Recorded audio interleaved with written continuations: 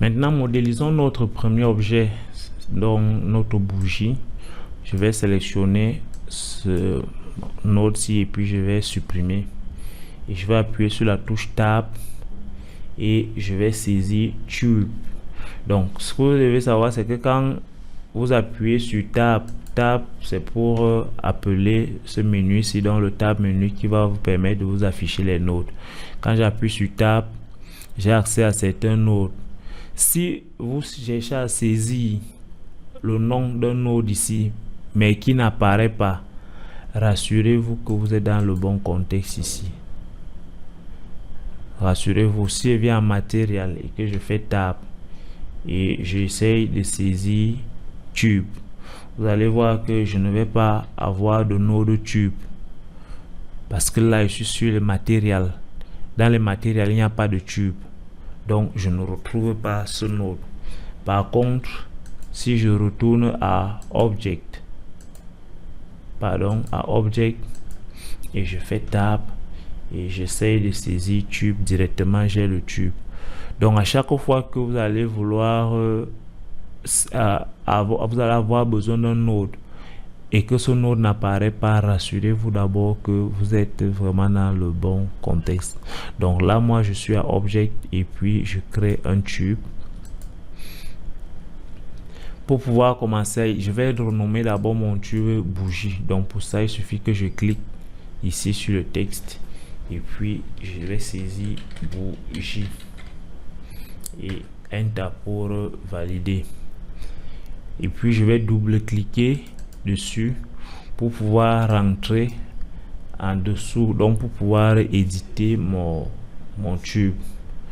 Donc ce que moi je veux, c'est que mon tube aussi soit au niveau du sol, donc au niveau 0, et qui maintienne cette position là même si je change la hauteur de mon tube.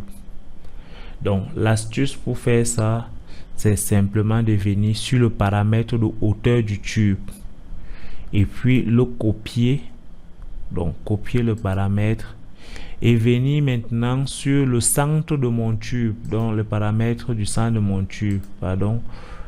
Je vais cliquer sur ce paramètre, c'est donc Y, j'efface le 0 là et je fais le clic droit. Le premier clic était le clic gauche, le clic droit je fais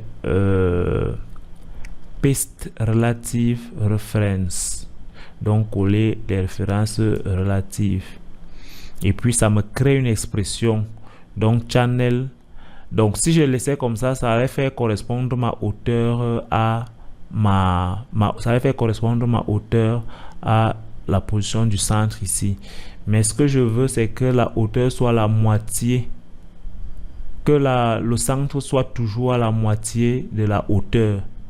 Donc pour que mon centre soit toujours à la moitié de la hauteur, il faut donc que la valeur de la hauteur que j'ai copiée ici, que je la divise par 2. Je la divise par 2. Ça fait que peu importe la hauteur que j'ai,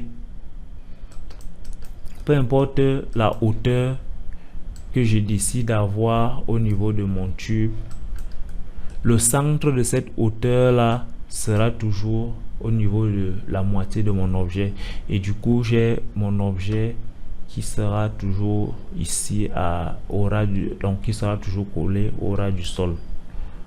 Donc c'est ça la petite astuce. Et là je peux donc décider de la hauteur de ma bougie. Si je dis 6, puis peut-être je pense que ce n'est pas mal, et puis je vais cliquer sur End Cap pour fermer ma bougie en haut et en bas. Je peux décider de rajouter des subdivisions ici, donc je vais dire 24. Oui, en termes de rose, je peux également laisser. Donc là j'ai la base, mais je vais essayer d'améliorer les contours. Donc je peux faire ça comment? Je peux d'abord faire ça en supprimant la face-ci. Donc pour supprimer cette face, Je vais cliquer ici, je maintiens le clic, donc je maintiens ici et ça m'affiche ce menu. Je viens sur Primitive et puis quand je suis sur Primitive, je sélectionne cette face et puis je clique sur Delete. Et quand je clique sur Delete, ça me crée un node ici qui s'appelle le Blast. Ils ont appelé ça automatiquement le Blast. Ça veut dire que quand je vais vouloir supprimer quelque chose, je peux directement prendre le Blast ici et je sélectionne l'élément à supprimer. Ou alors je peux directement sélectionner l'élément ici et j'appuie sur supprimer sur le clavier et automatiquement il me crée mon Blast là. Donc maintenant qu'il m'a créé mon Blast, je me retrouve avec un espace vide ici. Je dois pouvoir le recombler. Donc pour ça, qu'est-ce que je vais faire? Je vais sélectionner mes différentes arêtes qui sont tout autour. Donc je vais changer encore de mode. Je viens sur Edge et quand je suis sur Edge, je vais double-cliquer sur une arête et ça va me faire tout mon contour. Donc je vais maintenir la touche C. Quand je maintiens la touche C, ça me sort ce petit menu-ci. Et puis, je vais venir à droite sur Polygone. Donc, je viens à droite sur Polygone. Et puis, je vais chercher Polyfill. Donc, ici. Et je vais cliquer. Et quand je clique sur Polyfill, Houdini me referme l'interface que j'avais supprimée tout à l'heure. Et avec cette interface fermée, je vais venir voir les différents paramètres de mon polyfill. Donc, si je prends Reverse Patch, c'est pas bon parce que là, il me met la face qui doit porter la texture à l'intérieur. Donc, Unique Point, là aussi, c'est pas bon. Donc, j'ai la possibilité de choisir ici Single Polygone, ça me crée quelque chose comme ce que j'avais tout à l'heure. Donc je reviens au même, c'est pas intéressant pour moi. Triangle, là aussi c'est pas intéressant pour moi. Triangle fan, là ça peut être intéressant dans la mesure où j'ai un point central et puis j'ai un point central, donc ça va me permettre de pouvoir faire un certain type de modification. Mais vous avez aussi le quadrangle fan, vous avez l'option par défaut que j'avais, le quadrilatéral, et puis vous avez la grille. Donc moi je vais venir sur triangle fan. Donc ça me donne un truc comme ça. Avant de modifier mon point central, si je vais revenir sélectionner, donc je vais reprendre l'outil de sélection ici et je vais resélectionner mes bordures ici, donc en double cliquant dessus, et puis je vais appuyer sur la touche C à nouveau. Je reviens sur polygone. Cette fois-ci je vais prendre poly bevel. Donc quand je prends Poly Bevel, il me sort un nouveau menu ici et vous remarquez qu'à chaque fois il me crée des nodes ici.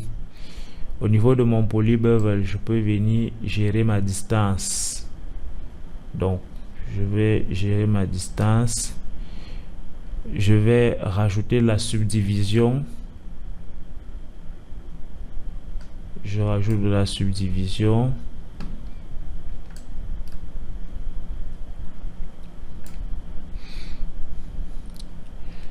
Donc je peux me contenter de ça. Ensuite je vais venir changer, donc je pars de Edge ici pour revenir sur point. Et maintenant quand je suis sur point,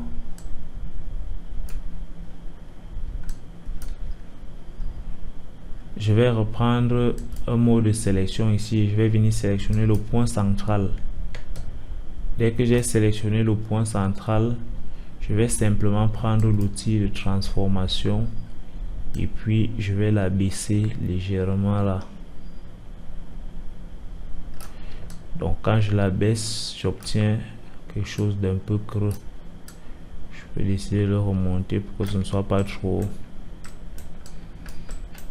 Voilà. Donc dès que j'ai fait ça, je peux estimer que j'ai ma bougie. Donc là, on a abordé la suppression des éléments, donc des faces avec le blast.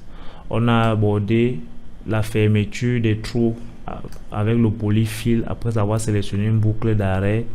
On a abordé le poly bevel. Et on a juste fait l'édition à partir des outils de transformation ici. Donc à partir de ce moment, je vais donc mettre un objet nul à la fin. Donc je vais juste cliquer sur Tab et puis je vais saisir nul. Et là, ça me crée un objet nul. Et je vais nommer cet objet nul là bougie